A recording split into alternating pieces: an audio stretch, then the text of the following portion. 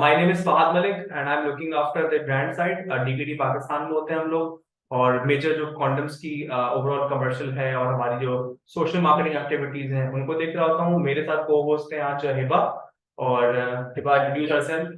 सो मेरा नाम हिबा है और मैं फार्मा प्रोडक्ट्स हमारे जो फैमिली प्लानिंग एंड कॉन्ट्रासेप्शन से रिलेटेड जो टैबलेट्स एंड इंजेक्शन है उसको देख रही होती हूँ और साथ में हमारे जो धना क्लिनिक का प्लेटफॉर्म है उसके थ्रू हम अपना फैमिली प्लानिंग को प्रमोट कर रहे हैं। So I welcome you all on this webinar and thank you so much for joining us. So shall we start? Yes I think introduction कर लेते हैं। Yes. So do we have to like introduce them or they will introduce us? I think Siddique आपसे introduce start करते हैं। A brief introduction about you.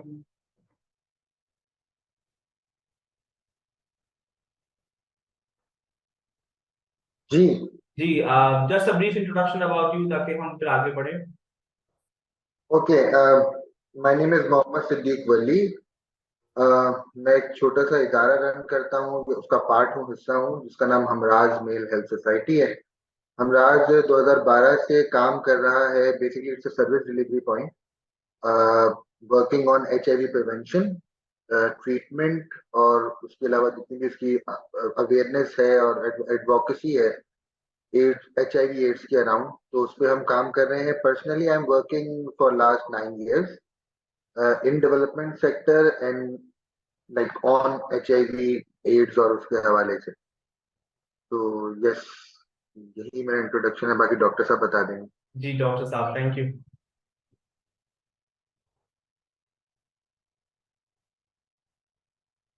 Doctor साहब आप थोड़ा introduce करें अपने आप को भी। जी बिल्कुल। Doctor Khurram Siddiqui. I am basically an educationalist and professor of pathology और मेरा जो एक और लिंक है वो हमराज के साथ बड़ा स्ट्रॉन्ग है, इस इदारे के साथ, और मुख्तलिफ कैपेसिटी में तकरीबन 10 साल से इन लोगों से जुड़ा हूँ। मेरा पर्सनल जो एक्सपीरियंस है as a doctor and as a practising physician वो इट्स मोर देन 2 decades। और मैं एक जो मेरी स्पेशलिटी है दैट इज इन्फेक्शियस डिजीजेस और उसमें एक सब speciality is virology and that is why I am very closely associated with हमराज एंड इट्स कॉज। और अल्हम्दुलिल्लाह 10 साल से भी ज़्यादा अरसा हो चुका है मैं इस इदारे के साथ भी जिना अस्पताल में भी और मुख्तलिफ जगहों पे HIV और PLHIV और HIV से रिलेटेड चीज़ों पे काम करता रहा हूँ। और this is my introduction. That's good. ठीक है, हमने ये वेबिनार ऑर्गेनाइज किया है for the world AIDS day और इस हवाले से हम बहुत सारी चीजों में डिस्कशन करेंगे आज। स्टार्ट करते हैं चैलेंजेस के साथ। तो हिबा कुछ बताएंगे?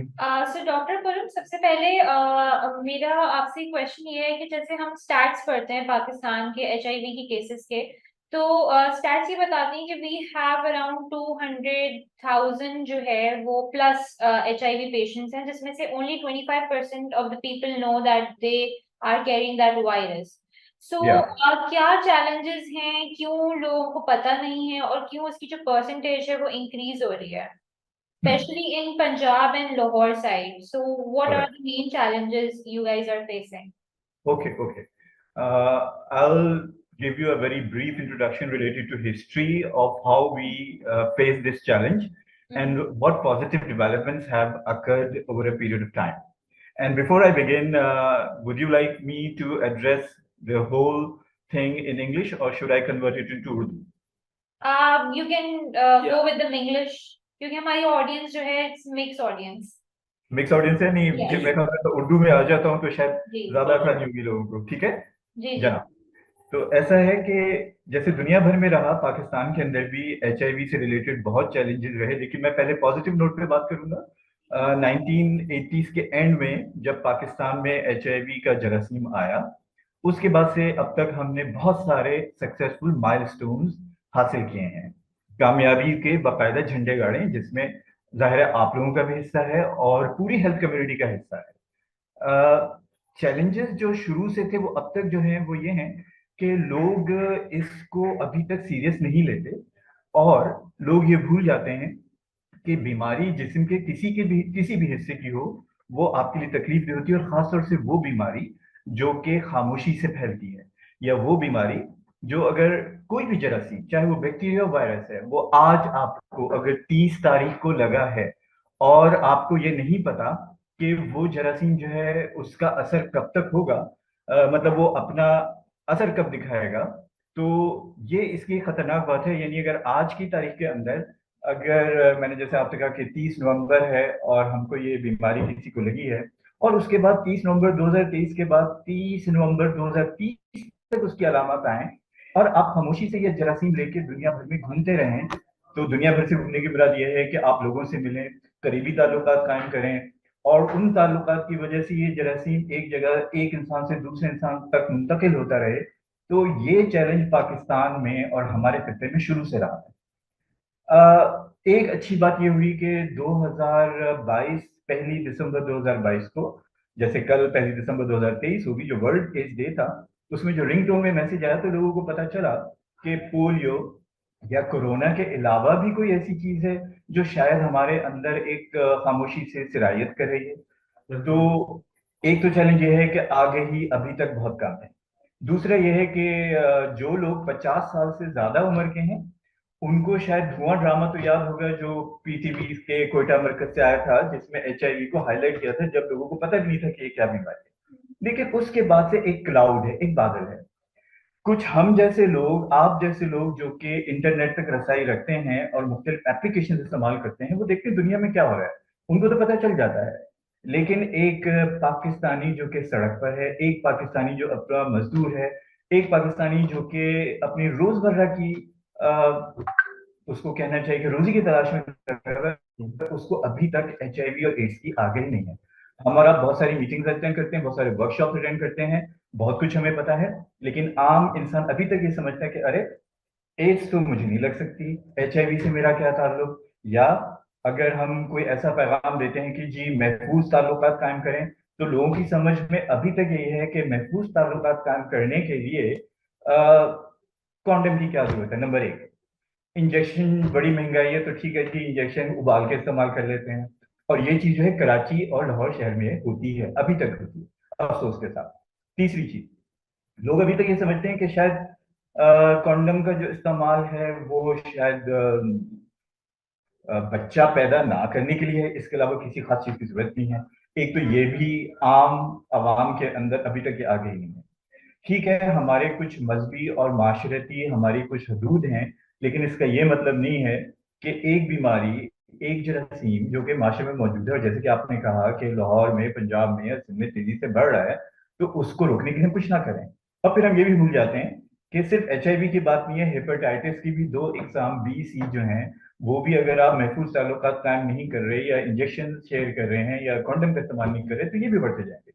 और ये जरासीम कोई नहीं, मतलब ये कोई जेंडर नहीं देखता, कोई मर्द नहीं देखता, कोई औरत नहीं देखता, कोई बच्चा नहीं देखता, किसी तक भी पहुंच सकता है।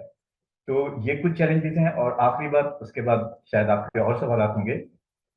कुछ अरसे से बदकिस्मती से जो केमिकल्स का और कुछ खास ड्रग्स का इस्तेमाल हुआ है हमारी जिसको कहते हैं नौजवान नस्ल के अंदर, बहुत सारे तालीमी इदारों के अंदर, और उस अफसोस के साथ जो नशा मिल रहा है उसमें भी मिलावट हो रही है। तो उस नशे के साथ ये वाले जरासीम और तेजी से फैल रहे हैं, जिसके अंदर सर फहरिस्त मैं दोबारा बोलूंगा एचआईवी, हेपेटाइटिस की दो इकसाम और दूसरी बीमारियां।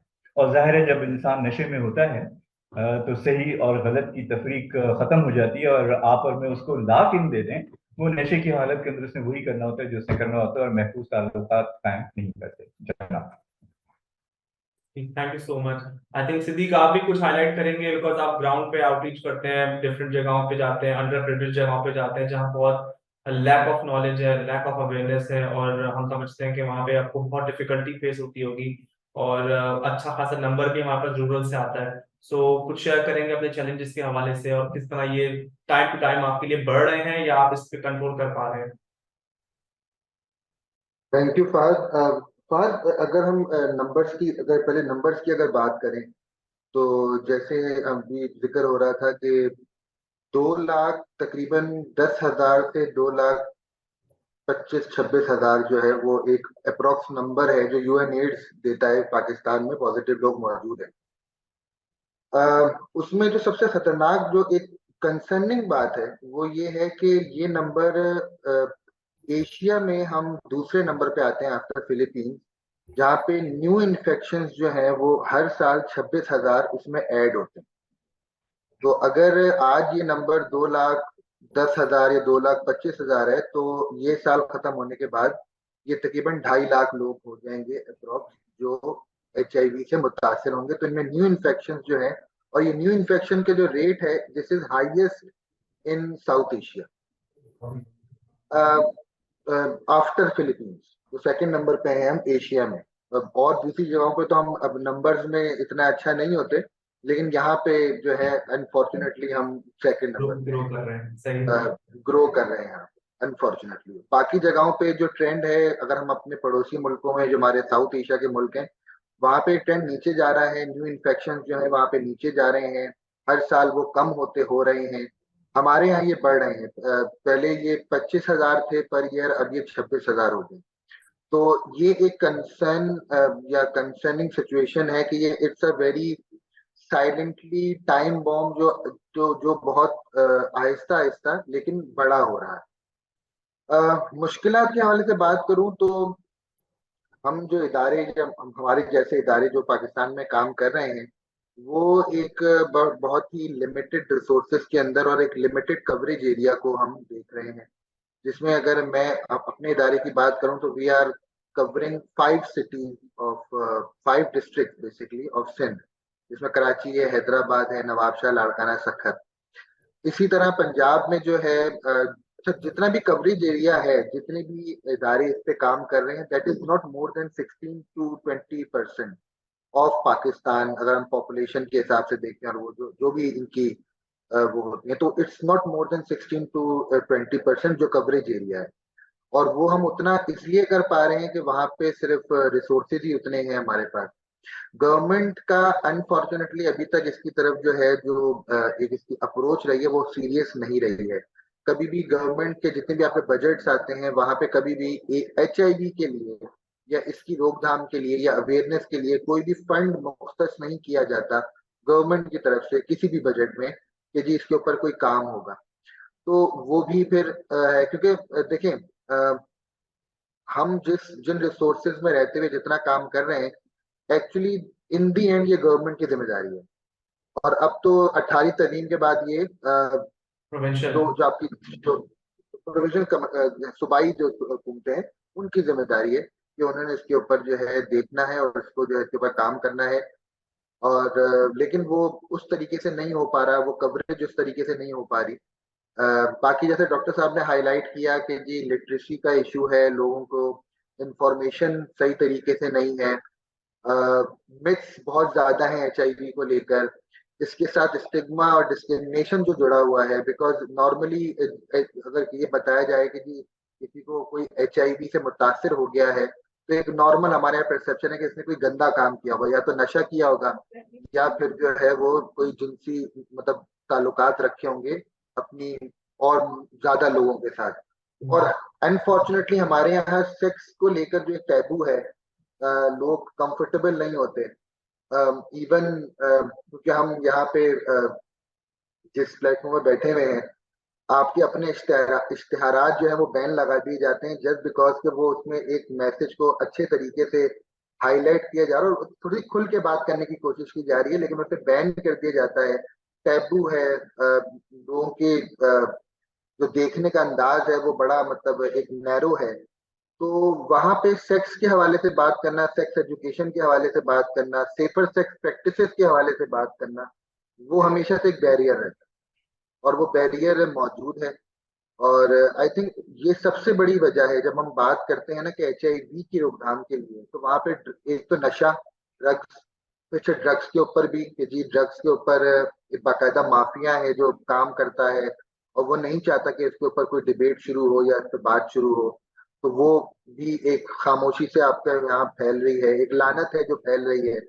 फिर उसके ऊपर सेक्स, हालांकि हमारे हम कहते हैं सेक्स पे बात नहीं करते, वाला लाइटर नोट, हम वही कर करके 24 करोड़ हो गए, लेकिन still we don't want to talk about it. तो जब तक बात नहीं करेंगे उस वक्त तक हम फिर सेफर सेक्स तो बाद में आएगा ना। पहले तो हमें मतलब गुड टच, बैड टच, और जो सेक्स सेक्स बेसिकली है क्या, मतलब वो नीड है, वो लग्जरी है, ये जब तक ये कन्वर्सेशन नहीं तो उसमें सेफर सेक्स की तरफ आएंगे। उसमें फिर आपकी प्रिवेंशन आ जाती है, आपके कॉन्डम यूज आ जाता है, आपका जो है फिर और जो दूसरे प्रिवेंशन के तरीके हैं वो आ जाते हैं। तो जी। ठीक, अच्छा इसमें मैं ये चीज हाईलाइट करवाना चाहता था कि देखें दो तरह के हम ऑडियंस लेते हैं। एक वो जो कपल की फॉर्मेट में है, मैरिड कपल है, ठीक है, और उसके अंदर का बिहेवियर इसको लेके आना कि जी you have to go for HIV testing, ठीक है। और अपार्ट फ्रॉम दैट जो अनमैरिड है, जिसमें मैरिड भी शामिल हो जाते हैं, जो जा रहे हैं for sexual activities other than that, के जो अपने पार्टनर के साथ लॉयल हो या ना हो। तो ये जो दो तरह के यॉनरा अलग अलग हैं, इन दोनों के ऊपर कैसे इनको रीच किया जा सकता है, क्योंकि देखें हमें कैंपेन्स करने में चैलेंज आता है। कैंपेन करें तो वही वाली बात, आपकी बात के बैन लग जाता है, क्योंकि आप एक ह्यूमर एलिमेंट को लेके चलोगे तो लोग जल्दी बात सुनते हैं और समझते हैं, लेकिन वही अगर जब बैन हो जाती है तो उस बारे में बात ही नहीं हो पाती है। खैर, टेस्टिंग के हवाले से या इस चीज को इंश्योर करने के हवाले से कि आप प्रोटेक्टेड हैं, तो एक मैरिड कपल के लिए कितनी जरूरत है इन चीज को देखने के लिए।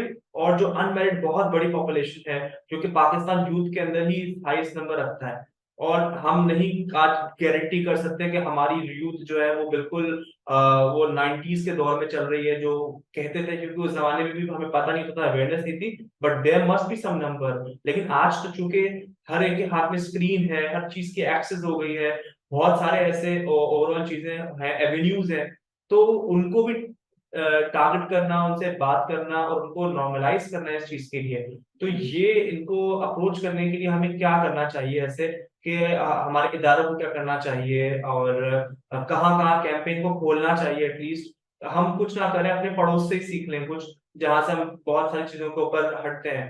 तो उस पर थोड़ी सी बात करें जाएंगे। और सेकेंडली एक और पॉइंट मैं अपना ऐड करना चाहती हूँ, जहाँ पे आपने बात की कि हम लोग नॉर्मली जो है, जो फादर ने कहा कि मैरिज से पहले जो है ना ये HIV की टेस्टिंग के लिए, क्योंकि आजकल क्या होता है कि हम इसके बारे में बात नहीं करते, और अगर औरत डिमांड करती है, लाइक लड़की डिमांड करती है लड़के से कि शादी से पहले आप अपना HIV टेस्ट कराओ, तो उसका रिश्ता टूट जाता है। तो how can we positively communicate this message? जैसे आपने अभी कहा था कि HIV अगर किसी को हो जाता है तो यही समझा जाता है कि उसने कोई गंदा काम किया है।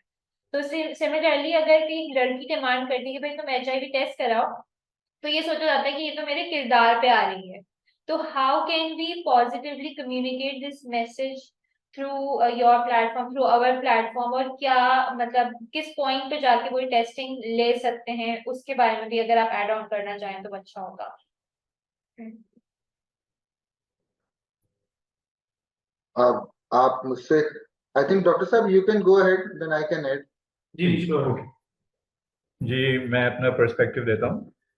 बात यह है कि मेरे पास बहुत सारे ऐसे कपल्स आते हैं, और जिन हॉस्पिटल्स में मेरी प्रैक्टिस रही है और उसके अंदर भी ये चीज़ थी, और तकरीबन पाकिस्तान के रूरल अर्ज के अंदर जितने भी अस्पताल हैं वहाँ जब कोई खातून उम्मीद से होती हैं तो उनके जो बुनियादी टेस्ट होते हैं उसमें HIV भी शामिल होता है, हेपेटाइटिस के भी टेस्ट होते हैं और HIV भी शामिल होता है। अब आप ये देख लीजिए कि नए इंसान की दुनिया में आमद से पहले वहां तो हम टेस्ट कर रहे हैं और खामोशी से टेस्ट हो जाता है। तो बीबी जो आपने बात की वो बहुत रेलेवेंट है कि क्या वजह है कि शादी से पहले हम वो उस टेस्ट का सवाल ना उठाएं। अब ये बात कि कोई सही ताल्लुक या गलत ताल्लुक उसको उठाकर हम साइड में रखते हैं। मैं आपको एक और इन्फॉर्मेशन देता हूँ कि पंजाब के कुछ गांव और कुछ इलाके ऐसे हैं जहां आधी से ज्यादा आबादी हेपेटाइटिस C कैरी करती है, हेपेटाइटिस B कैरी करती है। अच्छा, उसमें क्या होता है कि अगर आपके इल्म में होगा और बहुत सारे हमारे आवाम के भी इल्म में शायद ये बात होगी कि अगर ब्लेड जो है वो आप एक से ज्यादा दफा इस्तेमाल करें तो उसके अंदर हेपेटाइटिस HIV दोनों लग जाते हैं, जिसका आपसी करीबी या जिनसी ताल्लुकात से कोई वास्ता नहीं होता। तो ऐसा शख्स जब शादी करता है वो अपनी बीवी को भी HIV देगा, हेपेटाइटिस भी देगा, और फिर खुदा ना खास्ता यही जरासीम जो है वो आगे होने वाली औलाद तक भी मुंतकिल होगा।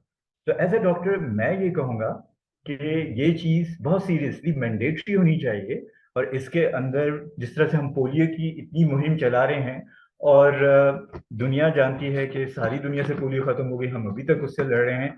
मैं नहीं चाहता कि आइंदा आने वाले 10-20 साल के अंदर पाकिस्तान के लिए कहा जाए कि जी देखिए, जैसे कि आप लोग भी जानते हैं, आपके पास स्टैटिस्टिक्स मौजूद हैं, कि खुदा न खास्ता पाकिस्तान के लिए भी कहा जाए कि इस रीजन में HIV या हेपेटाइटिस फैलाने वाला सबसे बड़ा मुल्क पाकिस्तान है।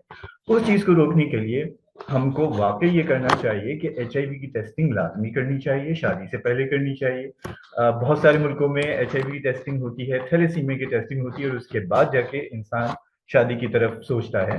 तो इसको आप रिलीजियस पहलू से भी देखें तो भी अच्छा है, क्योंकि कोई भी एक जरासीम जो कि आपसे आपके पार्टनर और होने वाले बच्चों तक मुंतकिल होगा, तो इसका मतलब क्या हुआ कि आप जनरल आबादी में वो जरासीम फैला रहे हैं। तो ये नॉलेज बहुत जरूरी है। तो आपका जो ये सवाल उठाना था कि why not we go for testing prior to marriage, that is so very important. एक बात।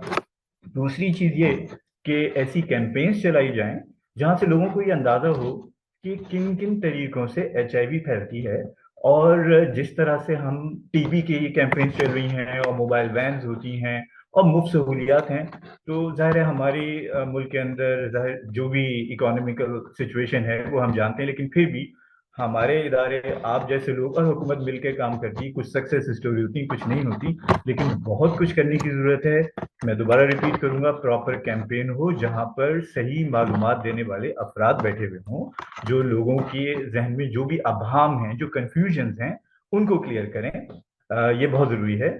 और उसके अंदर बेशक आप सब सेगमेंट्स को शामिल करें, आप डॉक्टर्स को शामिल करें, आप सोशल वर्कर्स को शामिल करें, आप उलमा को शामिल करें, आप हुकूमती अफराद को शामिल करें, बल्कि मैं तो ये तक कहूंगा कि कानून नाफिज करने वाले इदारे भी शामिल हो, ताकि बताया जाए कि जब हम कोरोना के जमाने में अपने मुंह को ढकते थे, अपने हाथ के ऊपर दस्ताने पहनते थे, तो क्यों ना कॉन्डम पहन के हम बहुत सारी बीमारियों से बचें, सिर्फ एक से नहीं, बहुत सारी बीमारियों से बचें।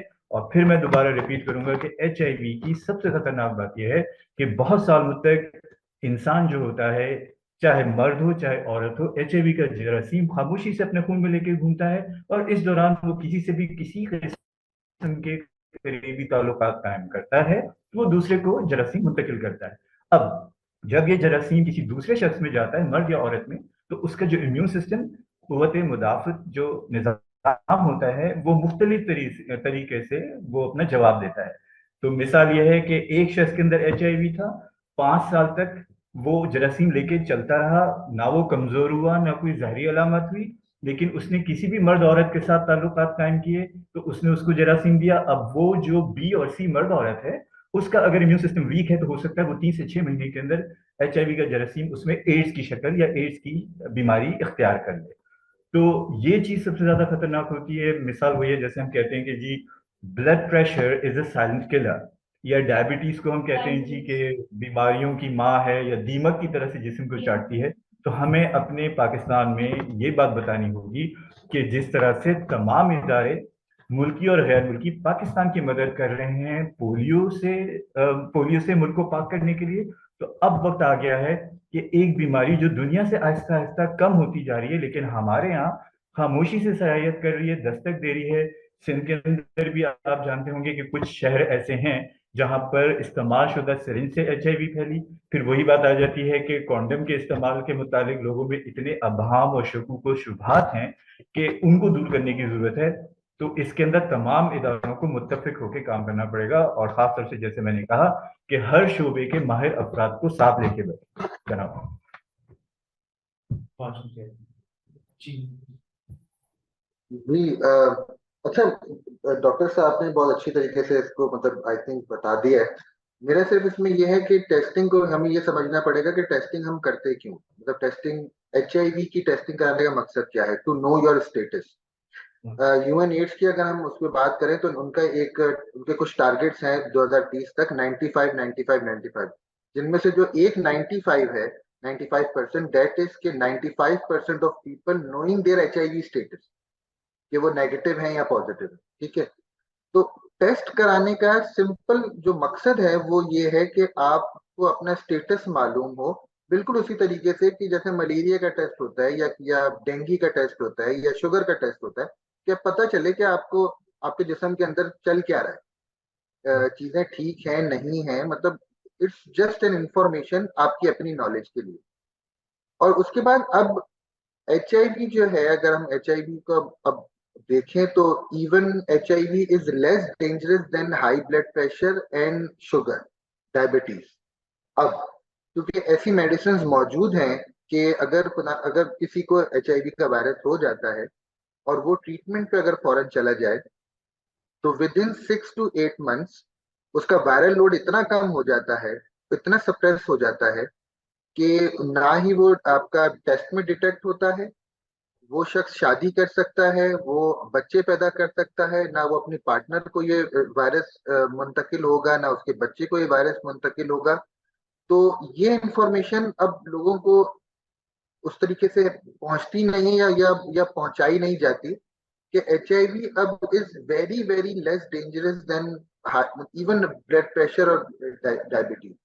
ऐसी मेडिसिन मौजूद हैं कि ठीक है अभी हम क्योर पे नहीं पहुंचे हैं लेकिन कंट्रोल इस हद तक हो जाता है।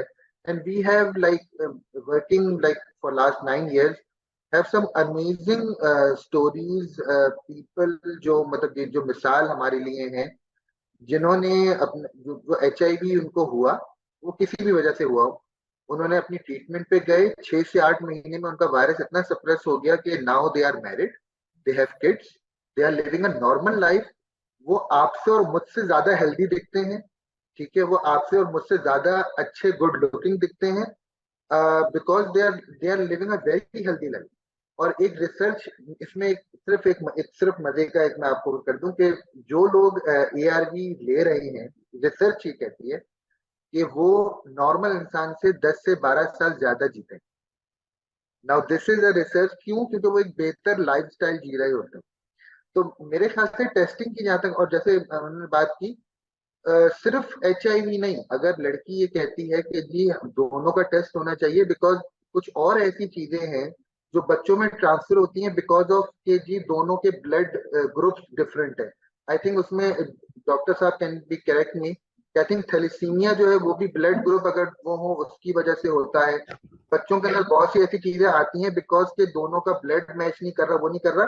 तो ये चीजें I think this should be very normalise, और इसमें किसी को अपना अना का मसला इसको बनाना नहीं चाहिए, ना मर्द को ना औरत को। और खैर हमारे यहाँ तो मसला ही ये है कि हम we are getting less tolerant about stuff, और हम हर चीज को अपनी अना का प्रॉब्लम बना लेते हैं। तो मेरे ख्याल से कोई अना का मसला बनना नहीं चाहिए। अगर पहले करा लेंगे तो बाद में परेशानी से बच जाएंगे। और दूसरा ये कि अगर तो मोहब्बत सच्ची है तो मेरे ख्याल से चीजों का फर्क नहीं पड़ता। अगर एक बंदा पॉजिटिव है और आप वाकई उसके साथ मतलब इश्क में मुब्तला है तो वो ट्रीटमेंट पे जाए, वो उसका वायरस सप्रेस हो, शादी मनाए, बच्चे पैदा करें, सब कुछ नॉर्मल रहेगा, कोई प्रॉब्लम नहीं है। Thank you. अच्छा, मेरा एक सवाल है डॉक्टर करम आपसे है। जैसे कि इन्होंने एक वायरस की क्वांटिटी बताई कि इस मिकदार में जो है वायरस, तो वो आप हमारी ऑडियंस को यहाँ पे बताना चाहेंगे कि कितनी मिकदार में जो है वायरस दूसरी जनरेशन को ट्रांसफर नहीं होता है, यानी अगर एक इन्फेक्टेड मदर है तो उसकी वायरस की क्वांटिटी कितनी कम होगी तो वो उसके बच्चे में ट्रांसफर नहीं होगी, या अगर एक मेल है वो किसी के साथ सेक्सुअल रिलेशनशिप बनाता है तो उसके अंदर कितना क्वांटिटी होगा तो वो दूसरे को ट्रांसफर नहीं होगा। तो आई नीड दैट अमाउंट कि आप हमारे ऑडियंस को वो बता जी दें। बिल्कुल बिल्कुल। देखिए मैं वो बात करूंगा जो कि एक आम फहम हो और हर इंसान की समझ में आ जाए। पहली, जैसे अभी सिद्दीक ने बात की, बहुत अच्छी चीज है कि United Nations World Health Organisation, जिसको हम WHO कहते हैं, और सिंध में और पूरे पाकिस्तान में जो एड्स कंट्रोल प्रोग्राम चल रहे हैं, तो टेस्टिंग जो है वो बहुत जगह पर फ्रीली अवेलेबल है, गवर्नमेंट हॉस्पिटल्स में भी और हमारे जैसे इदारे के अंदर भी, जिसमें किसी के कोई पैसे खर्च नहीं होते। और इवन बुनियादी टेस्ट जिससे सिर्फ ये पता चलता है कि आपके अंदर HIV का वायरस मौजूद है कि नहीं, और उससे एड्स बीमारी का ताल्लुक नहीं होता, HIV की वायरस की मौजूदगी या गैर मौजूदगी का पता चलता है। वो टेस्ट अगर आप प्राइवेट भी कराने जाएं तो उसके पैसे इतने ही लगते हैं जितने डेंगू या मलेरिया के टेस्ट के लगते हैं या टाइफाइड के टेस्ट के लगते हैं, जो कि हर कोई अफोर्ड कर सकता है। बल्कि मैं तो साफ बोलूंगा कि एक बर्गर के जितना आप पैसे खर्च करते हैं उससे भी कम पैसे लगते हैं इन टेस्ट को अगर आप अपनी जेब से करवाएं। ठीक है, ये बुनियादी टेस्ट है जो कि सिर्फ इतना बताते हैं कि HIV मौजूद है या नहीं। एक बात, दूसरी जो वायरल लोड वगैरह वाली बात है, उसके लिए मैं बहुत सादी सी आपसे एक फॉर्मूला बता दूंगा कि हम जो टेस्ट करते हैं उसमें सिर्फ खून का एक कतरा लिया जाता है, जिससे हमें पता चल जाता है कि एचआईवी मौजूद है या नहीं है। जब वो आगे बढ़कर तकसीम दर तकसीम होके रेप्लिकेट करके एड्स की बीमारी अगर पैदा करती है, तो उसके लिए फिर हमारे second, third, fourth tier test होते हैं, जिसमें शायद कुछ लोगों को पता हो कि एक टेस्ट होता है जिसे हम पीसीआर कहते हैं, एक टेस्ट होता है जो कि अलाइजा होता है।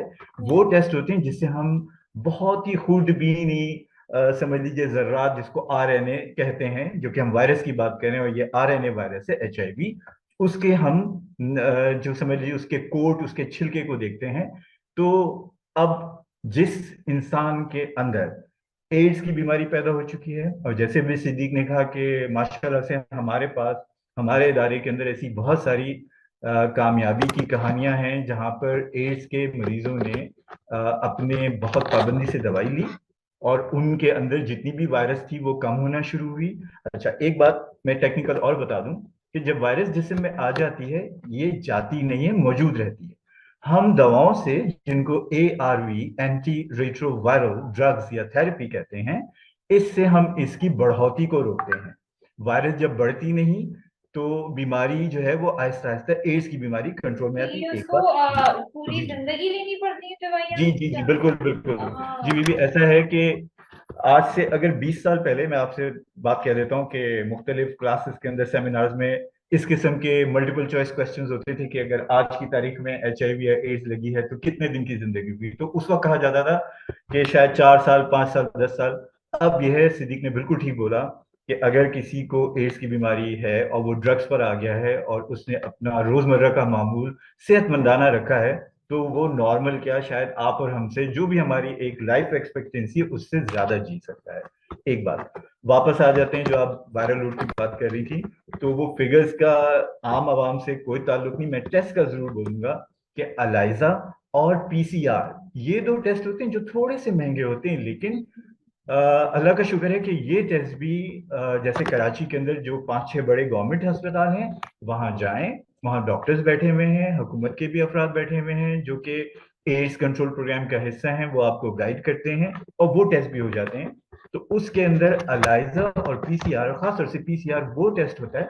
चले मैं आपको बड़ी अच्छी सी मिसाल देता हूँ, आवाम की समझ में आ जाएगा कि जब हम प्याज खाते हैं तो हम प्याज के छिलके उतारते हैं और फिर अंदर गूदे तक पहुंचते हैं। तो बिल्कुल यही चीज होती है कि एक टेस्टर ऐसा होता है जो छुपी हुई इस वायरस के कोट को, उसके लिबास को तलाश करता है। अगर वो लिबास कम से कम होता है तो इसका मतलब ये हुआ कि कोई भी शख्स शादीशुदा जिंदगी की तरफ जा रहा है, किसी से भी करीबी ताल्लुकात कायम कर रहा है, तो अब वायरस इतनी कम हो चुकी है या इतनी मुर्दा हालत के अंदर है कि वो किसी तक जाएगी, किसी हद दूसरे इंसान तक जाएगी तो उसके तो छिलके तो चले जाएंगे, लेकिन वो प्रोटीन जो कि वायरस का दिमाग है, या वो सेंटर, या वो न्यूक्लियस जो कि बीमारी पैदा कर सकता है, वो मुंतकिल नहीं होगा। अच्छा, एक चीज जो कि हम बहुत इस्तेमाल करते हैं अपने लोगों को बताने के लिए कि उनकी सेहत की क्या कंडीशन है, वो होता है CD4 लेवल। खुदा ने हमको सुर्ख और सफेद खलिए दिए हैं, रेड ब्लड सेल्स और व्हाइट ब्लड सेल्स। हमको खून सुर्ख तो नजर आता है, वो छोड़िए कि बहुत सारे लोगों का खून सफेद हो जाता है, वो एक अलग बात है। लेकिन लेबोरेटरी के अंदर जब हम बात करते हैं तो खुदा ने, अल्लाह ताला ने, कुदरत ने हमको एक बहुत बड़ी फौज दी है जिसको हम WBC या व्हाइट ब्लड सेल्स कहते हैं। उन्हीं में से एक खास चीज को एचआईवी वायरस अटैक करता है। उसका लेवल मैं जरूर बताऊंगा कि हम कहते हैं कि 500 पर ml ऑफ ब्लड से अगर ऊपर है तो अच्छा है, अगर उससे कम है वो फौजी तो थोड़ा सा मसला होता है। उसको हम चेक करते रहते हैं। ये वो इंडेक्स होता है, ये टेस्ट जिसको हम CD4 लेवल कहते हैं, ये भी तकरीबन तमाम लेबोरेटरीज में होता है। ये वो चीज होती है जिससे पता चलता है कि आपके जो सफेद फौजी हैं खून के, WBC व्हाइट ब्लड सेल्स, उनकी तादाद कितनी है, क्योंकि ये वो सेल्स होते हैं जो कि एचआईवी वायरस को खत्म करते हैं। और जो हम ड्रग्स देते हैं वो भी एचआईवी वायरस को इस हालत में, मुर्दा हालत में ले आते हैं कि वो बीमारी पैदा मजीद नहीं कर सकती। और एक बात और कहूंगा कि बहुत दफा ऐसा होता है कि जो एड्स का मरीज होता है वो खामोशी से एचआईवी वायरस, बल्कि मैं एड्स का मरीज नहीं कहूंगा, एचआईवी का कैरियर जो कि एचआईवी को लेके चल रहा होता है, उसमें ये होता है कि उसको एड्स वाली अलामत तो नहीं होंगी, लेकिन एक चीज जो कि हर इंसान को पता होनी चाहिए और जो आपके इस चैनल और इस वेबिनार के थ्रू मैं जिक्र करना चाहूंगा वो ये है कि अगर कोई भी शख्स जिसको पता है कि उसने इस्तेमाल शुदा सिरिंज इस्तेमाल की है, जिसको पता है कि उसने खून दिया है या खून लिया है, जिसको पता है कि उसने ब्लेड इस्तेमाल शुदा इस्तेमाल की है, जिसको पता है कि उसने गैर महफूज जिनसी ताल्लुकात कायम किए हैं, तो उसको चाहिए कि नंबर 1 वो HIV टेस्ट करवाए। नंबर 2, अगर उसको ये नहीं पता कि HIV क्या चीज होती है, लेकिन वो ये महसूस कर रहा है कि कुछ अरसे से उसका वजन कम हो रहा है, वो ये महसूस कर रहा है कि पहले तो मुझे साल में 1 या 2 दफा जुकाम होता था, लेकिन अब हर तीसरे महीने हो जाता है। और एक और चीज के आपको, जिसको हम बोलते हैं ना कॉमन कोल्ड, आम जुकाम, वो अक्सर 7 दिन के अंदर आप दवाई लें या ना लें, बड़ी एक अच्छी सी कहावत है कि दवाई लेंगे तो 7 दिन में ठीक होगा, दवाई नहीं लेंगे तो 1 हफ्ते में ठीक होगा। तो HIV अगर खामोशी से आपके जिस्म में सरायत कर गई है, तो ये तमाम बीमारियां आपको जल्दी जल्दी होंगी। जुकाम और नजला जो है वो नमूनिया में तब्दील हो सकता है। जिस्म में आम एलर्जी जो है वो जानलेवा खारिश या इवन टांग के कैंसर में तब्दील हो सकती है।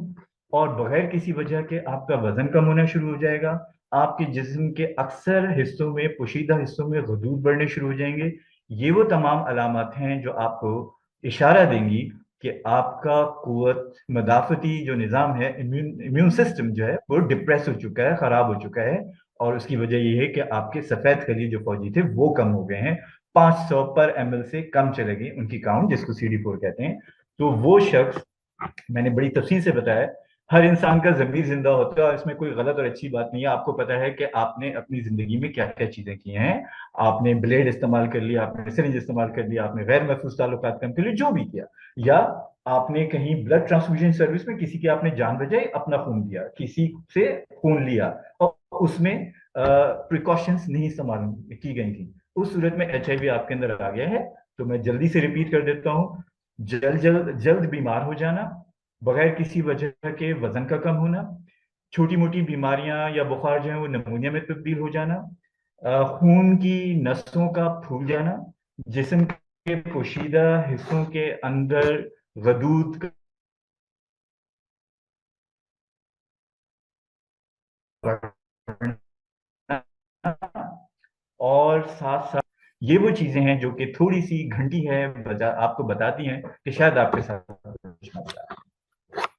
सिद्दीक, आप कुछ ऐड करना चाहेंगे, फिर आगे बढ़ते हैं। नहीं, आगे बढ़े, आगे बढ़े। ठीक है। अच्छा, ये आपने माशाल्लाह बड़ी एक हेल्दी अंदाज के अंदर कॉजेस और सिम्टम्स को हाईलाइट कर दिया है। हम एक चैलेंज जो फेस करते हैं या है, वो है कि अगर एक एक कॉन्डम को ले लिया जाए, बाय कर लिया जाए, और इस तक आपकी कितनी इजी रसाई है, ये जरा हाईलाइट करें, ताकि आज हम इस पे बात करें कि ये इन सब से बचाव का बेहतरीन तरीका क्या हो सकता है और इजीली अवेलेबल है, जिसके लिए आपको कुछ नहीं करना। और अब तो हम यहाँ तक आ गए हैं कि आज जिस एरा में हम बैठे हुए हैं, यहाँ ऑनलाइन डिलीवरी भी मौजूद है, यहाँ घरों तक आ सकता है, डिस्क्रीट पैकेजिंग में आ सकता है, तो यहाँ तक आ चुका है। अब सिर्फ फैसला हमको करना है कि हमने कैसे अपने कल को अच्छा करना है और उसके लिए क्या क्या करना होगा। तो ये चीज बड़ी हमारे लिए चैलेंजिंग है, इन सब कॉजेज से कंट्रोल जाने के लिए। इस पे कुछ हाईलाइट किया जाए कि आप लोग देखते होंगे कि लोग कंडोम को देख के बात करके किस तरीके से लोगों का बिहेवियर आ रहा है, और कितनी जरूरी चीज है और अहम चीज है ये दोनों के लिए, अफेक्टी के लिए भी, उसके पार्टनर के लिए भी, या whatsoever you are doing, but you have to be protected. Fahad, इसमें ना डॉक्टर साहब इसमें अपनी मेडिकल पॉइंट ऑफ व्यू से राय देंगे। मैं आपको बताऊं, बेसिकली जो हमने देखा है पिछले कई सालों में, कॉन्डम को लेकर ना हमारा माइंड सेट जो है वो बड़ा एक आप कहेंगे मुख्तलिफ है। मैंने एक दफा एक सोशल एक्सपेरिमेंट टाइप किया था कि बहुत से लोग बैठे हुए थे, कोई 100 लोगों की अटेंडेंस थी। मैंने कॉन्डम जो है वो हवा में बुलंद किया और मैंने कहा कि इसको देख के सबसे पहला ख्याल आपके दिमाग में क्या आता है। तो बहुत कम लोग थे जिन्होंने बोला सेफ्टी। ठीक है, मेजोरिटी वर लाइक कि जैसी कॉन्डम हवा में गया तो दिमाग में आया सेक्स। ठीक है, अब ये वो माइंड सेट है कि जिसकी वजह से हम कॉन्डम, मतलब आप यकीन माने कि लाइक मैं अपनी अगर बात करूं, मैं अपनी एग्जांपल दूं। आज से 10 12 15 साल पहले, 10 साल पहले तकरीबन, मैं अगर मेडिकल शॉप पे जाऊं तो मैं मुंह से बोल नहीं पाता था कि मुझे कॉन्डम चाहिए। बिकॉज इतना उसके इर्द गिर्द आपने हमने वो कर दिया, क्योंकि सेक्स को हमने इतना वो कर दिया ना, स्टिग्मेटाइज कर दिया है कि हम मांगते हुए शर्माते थे। अब धड़ल्ले से मांग लेते वो एक अलग बात है, लेकिन माइंड सेट चेंज करने की बात है कि जब आप एक चीज को सेफ्टी समझोगे, जब आप ये समझोगे कि ये मेरी हिफाजत करेगी, मुझे मुझे महफूज करेगी बीमारियों से, और फिर आई थिंक जो कॉन्डम एजुकेशन है उसका भी एक फुकदान है हमारे यहाँ, क्योंकि जब सेक्स पे बात नहीं होती तो उसके जो प्रिकॉशंस हैं उस पर भी फिर बात नहीं होती। तो कॉन्डम को लेके भी वो एक सेक्स ऑब्जेक्ट के तौर पे उसे देखा जाता है, प्रोटेक्शन के तौर पे उसको नहीं देखा जाता। वहां से ये प्रॉब्लम शुरू होती है, क्योंकि हम उसको सेक्स ऑब्जेक्ट समझ रहे होते हैं, तो हम उसको लेते हुए, मांगते हुए, ऑर्डर करते हुए, सब चीजें करते हुए, यार ऑर्डर करूंगा, आएगा, किसी ने देख लिया, लोग कहेंगे हाँ ये कॉन्डम मंगवाया, मतलब हालांकि उसमें हॉ करने की वाली कोई बात नहीं, लेकिन अगेन हम उसको एक सेक्स ऑब्जेक्ट देख रहे होते हैं, दैट्स व्हाई हम उसको वो करते हैं। तो आई थिंक यहाँ पे माइंड सेट चेंज करने की बात है, यहाँ पे माइंडसेट को बदलने की बात। उसी में फिर हम जब आ जाते हैं कि जी उसको इंटरेस्टिंग कैसे बनाए, तो मेरे ख्याल से मैं इसकी क्रेडिट जरूर जोश को दूंगा कि जोश ने अपने एडवर्टाइजमेंट के जरिए कॉन्डोम को एक इंटरेस्टिंग चीज बनाने की कोशिश की, introducing flavour condoms, introducing different kind of, it is cool, it is fun to use condom. I think ये बहुत अच्छा मैसेज है जिसको हम कैश कर सकते हैं कि हमारे यहाँ आजकल ना हर चीज कूल, वो उसमें है ना, ट्रेंड चलते हैं कूल होने के। तो उसमें I think condom can be a cool thing to use, ठीक है, अगर, and it's cool to use condom. जो लोग कूल होते हैं हमारे यहाँ, जिसको खास वो करते हैं, यूथ को ना मतलब बहुत शौक होता है, तो it's cool to use condom, और उसमें कोई बुरा मतलब वो नहीं है। अगेन माइंड उसके साथ फिर इसको लोग परमानेंटली यूज करें, उसके लिए जरूरी ये है कि वो ये सोचें कि ये उनकी हिफाजत करेगा, ना कि ये कोई सेक्स ऑब्जेक्ट। और उसमें आई थिंक जो एक मिथ जो सबसे बड़ा इसमें जो कंट्रीब्यूट करता है वो ये करता है कि हाँ हमारे यहाँ पे जैसे डॉक्टर साहब ने शुरू में बात की थी कि कॉन्डम को लेकर या कॉन्डम के हवाले से जब भी बात होती है, तो शुरू से हमने एक इश्तिहार देखा है कि जी पैदाइश में वक्फे के लिए, ठीक है। तो आज तक लोग कहते हैं कि जी हम अगर किसी औरत के साथ नहीं कर रहे हैं तो हम कॉन्डम क्यों इस्तेमाल करें, उनसे कौन से बच्चे होंगे, मतलब this is a very normal talk जो रोजाना की बुनियाद पे आज तक हम सुनने को मिलती है।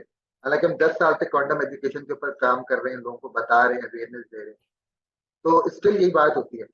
तो उनको बताना पड़ता है कि भाई कॉन्डम सिर्फ बच्चे रोकने के लिए नहीं होता, कॉन्डम जो है वो आपको मुख्तलिफ बीमारियों से बचाता है, जिसमें सेक्सुअल ट्रांसमिटेड इन्फेक्शन हैं, जिसमें फिर HIV भी बेसिकली सेक्सुअल ट्रांसमिटेड भी है, तो HIV भी उसमें है। उसके अलावा और बहुत सी बीमारियां हैं जिनका डॉक्टर साहब भी जिक्र शायद करेंगे अभी, तो जिससे वो आपको बचाता है, इसलिए ये आपके लिए सेफ्टी है, it's not a sex object.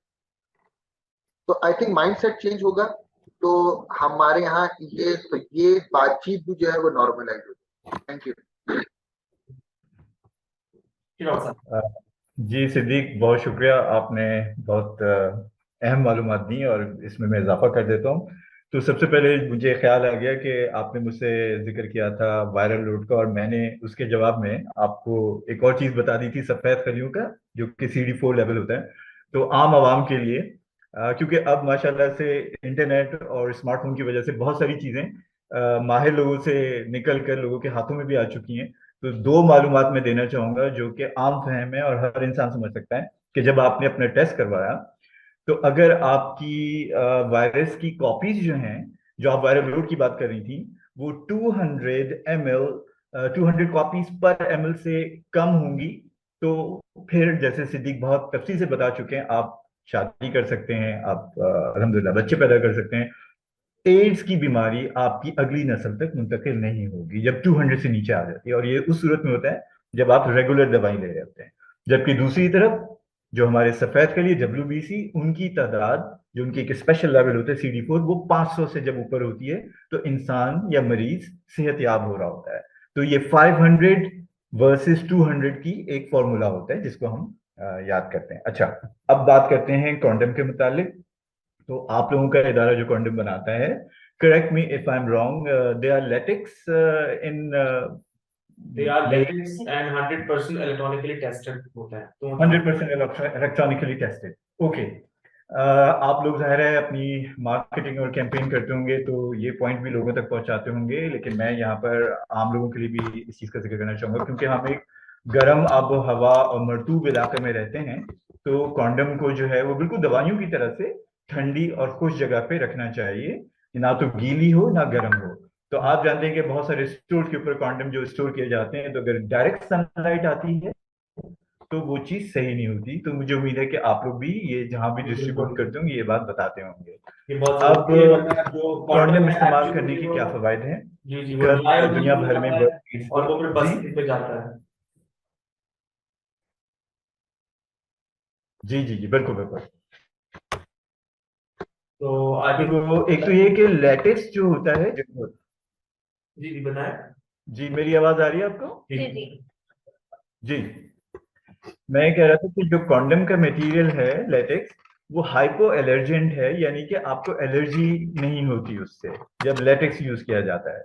इसके अलावा दुनिया भर में कुछ पॉलीयूरेथेन भी यूज की जाती है कॉन्डम के मैन्युफैक्चरिंग के लिए, लेकिन ज्यादातर लेटेक्स यूज किया जाता है। तो उसका फायदा ये होता है कि जब आपकी स्किन से टच करता है तो कोई एलर्जी नहीं होती, एक चीज। दूसरी ये कि इसके साथ ल्यूब जो है वो बहुत जरूरी होती है, ल्यूब इस्तेमाल करनी चाहिए। ऑयल या दूसरे लुब्रिकेंट जो हैं वो इरिटेंट होते हैं और एलर्जी पैदा करते हैं। तो बेहतर है कि आप जो भी कॉन्डम यूज करें उसके साथ प्रॉपर ल्यूब भी यूज करें। और अब ये बात कि क्या कॉन्डम हमको, जो कि अभी सिद्दीक ने कही बात और मैंने भी कही कि बच्चे में पैदाइश के वक्फे के अलावा और क्या फायदे हैं, तो सबसे बड़ा फायदा यह है कि जिनसी बीमारियों से बचाता है, बहुत सारी जिनसी बीमारियों से बचाता है, जिसके अंदर अगर उर्दू में बोलें तो आम फहम आतिशिक सोजाक, गनोरिया, क्लमाइडिया, सिफिलिस, जो कि बहुत कॉमन है, जिनमें हमारे मखसूस हिस्सों से पीप आती है, दर्द होती है, बहुत सारी ऐसी अलामात होती हैं, उनसे बचाता है। और कॉन्डम की वजह से आपको वो बीमारियां भी नहीं लगती जो कि जिल्द के ऊपर मौजूद होती हैं, छाले, खारिश वगैरह, स्किन प्रॉब्लम्स, और बहुत सारी जिनसी बीमारियों की जो पहली अलामत होती है वो आपकी जिल्द पे जाहिर होती है। और जाहिर है जब आप कॉन्डम इस्तेमाल करते हैं तो उनसे भी आप बचते हैं। और जैसे मैं बार बार रिपीट कर रहा हूँ कि HIV, hepatitis B, hepatitis C, इन सब का चोली दामन का साथ है। तो कॉन्डम आपको इन तीनों से बचाता है, आपको बचाता है, आपके पार्टनर को बचाता है, आपके बच्चों को बचाता है। और आप लोगों का काम है, और आप लोग इसको बहुत अच्छी तरीके से लेके जाते होंगे, कॉन्डम की प्रॉपर स्टोरेज भी बहुत जरूरी है। और मैं ये जरूर कहूंगा कि हम जैसे इदारे या गवर्नमेंट प्राइवेट हॉस्पिटल्स के अंदर हमारे पास चाहे मैरिड लोग आए चाहे अनमैरिड लोग आए, और जब हमको अंदाजा होता है कि वो करीबी ताल्लुकात में मसरूफ हैं या इस प्रैक्टिस में इन्वॉल्व हैं, तो हम अपने तौर से उनको जरूर गाइड करते हैं। और कॉन्डम का इस्तेमाल ज़ाहिर है, ये तो स्टेट्स आप बताएंगे कि कितना बढ़ रहा है और कैसे बढ़ सकता है मजीद, लेकिन सीधी सी बात है कि कॉन्डम का इस्तेमाल जो है वो आपको बहुत सारी चीज़ों से बिल्कुल वैसे बचाता है जैसे हम लोगों ने पूरी दुनिया में, शायद मैं साफ बोलूंगा कि अमेरिका से भी बेहतर कोरोना को टैकल किया, जो मास्क और हमने ग्लव्स लगाए और दुनिया ने हमारी तारीफ की। तो क्या वजह है कि हम कॉन्डम का प्रॉपर इस्तेमाल करके जिनसी बीमारियों से अपने आप को महफूज ना रख सकें? थैंक यू वेरी मच जी। बिल्कुल यही बात थी, हम क्वांटम के हवाले से चाहते हैं हाईलाइट करना भी, क्योंकि हम अपनी daily campaigns, daily efforts, initiatives के अंदर यही चाह रहे हैं कि इसको नॉर्मलाइज करें, इसकी एसेसिबिलिटी को आसान करें, अवेलेबल रखें इसको। और कहीं ना कहीं ये सिर्फ जो आपने बताया इसका एक पर्पज नहीं, एक मल्टीपर्पज चीज है। The only thing is that हम इसका टैबू जो बिहेवियर है वो खत्म करके इजीली इसको बाय करके और यूज करें, और अपने पार्टनर को भी सेफ रखें। आई थिंक ये बात आपका क्वेश्चन है मजीद उत्तर? नहीं, I think that's it. और thank you so much for such a lovely and informative session. In the end, I would say कि अगर आप लोग अपने तौर पे वर्ल्ड एड्स डे का कोई मैसेज हमारी ऑडियंस को देना चाहें तो that would be great for us. Siddique आप दीजिए। जी आप लोगों का पहले तो बहुत बहुत शुक्रिया कि इस वर्ल्ड एड्स डे की मुनासिबत से आप लोगों ने ये वेबिनार रखा। आई थिंक राइट इंफॉर्मेशन और करेक्ट इंफॉर्मेशन जहां से भी पहुंचे बहुत जरूरी है लोगों तक, और मिथ्स जो है वो दूर हो। HIV रिलेटेड, कॉन्डम के यूज के हवाले से, सेक्स एजुकेशन के हवाले से, सेफर सेक्स प्रैक्टिस के हवाले से मैसेज मेरा ये है और सबके लिए है कि महफूज रहें, और जानकर महफूज रहें। मतलब कि अपनी जो भी आपकी सेहत के हवाले से है, जो भी चीजें हैं उन्हें जानकर महफूज रहें, टेस्ट करवाएं, आपको पता हो कि आपके अंदर क्या चल रहा है, और जो भी आपके जिनसी ताल्लुकात हैं उन्हें उनमें एहतियात बरतें। आप खुद महफूज रहेंगे, आपके जो प्यारे हैं आपके इर्द गिर्द वो महफूज रहेंगे, और हम एक बेहतर सेहतमंद माशरे को बना सकेंगे, तश्कील दे सकेंगे। बहुत शुक्रिया। जी, सिद्दीक ने बहुत अच्छी बात की और मैं एक पुराना मुहावरा कह के अपनी बात खत्म करूंगा। सबने सुना हुआ है और वो मुहावरा है कि एहतियात इलाज से बेहतर है। तो इस दौर में जहां पर हम रोजमर्रा के अपने खर्चों के ऊपर कंट्रोल करने की कोशिश करते हैं, तो क्यों ना पहले कदम के तौर पे कॉन्डम की सूरत में ही एक एहतियात कर लें ताकि अनगिनत बीमारियों से बचें। मेरा तो यही पैगाम है। शुक्रिया। Thank you so much for joining us. और बस अपना एड्रेस मुझे ड्रॉप करवा दीजिएगा वाया सिद्दीक। और सिद्दीक अपना एड्रेस दीजिएगा, हमने छोटा सा सुवीनियर आप लोगों के लिए प्लान किया हुआ है, वो हम आपको पे डिस्पैच करवाएंगे इन अ वीक इंशाल्लाह। And see you in thank you so much for, thank you. इंशाल्लाह, thank you. See you tomorrow at the walk, हम इंशाल्लाह वहां भी ज्वाइन करेंगे आपको। इंशाल्लाह थैंक इंशाल्लाह। You so thank much. You.